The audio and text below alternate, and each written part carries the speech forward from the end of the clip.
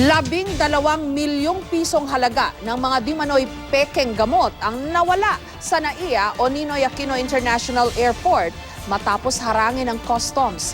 Pinangangambahang napunta na ang mga ito sa mga probinsya at sa mga maliliit na mga butika. May report si June Veneracion. Sa mga dokumentong nakuha ng GMA News, May 1, 2015, nang dumating sa NAIA ang 12 package ng healthcare products galing Pakistan. Pero inisyuhan ito ng alert order o pinahold ng intelligence group ng customs dahil may nagtimbre na wala itong permit mula sa Food and Drug Administration at mga peking gamot daw ang laman ng kargamento. 12 milyong piso ang tinatayang halaga ng kontrabando na nakapangalan sa isang Jeneline Higbok.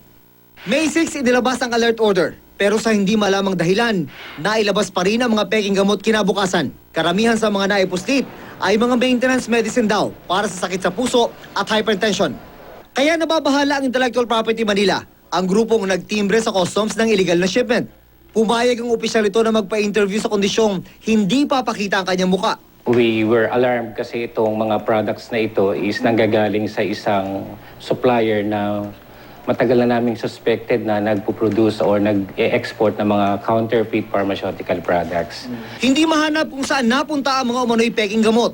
Pero posibleng nasa merkado na raw sa mga probinsya at sa maliliit na butika. Kaya ang publiko, pinag-iingat sa mga binibiling maintenance medicine. Kung makakakita sila ng ganong gamot, halimbawa nakita nila buo na merong mga foreign inscriptions, wala yung mga CPR number, halimbawa. Foreign in particular, anong dapat hanapin nila? Yung Middle East na letterings, yung ganon.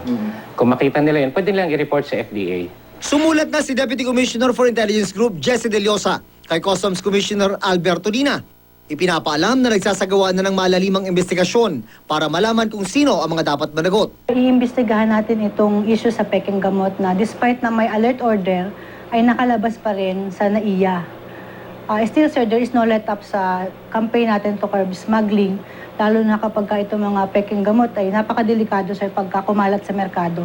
We cannot be compassionate about this.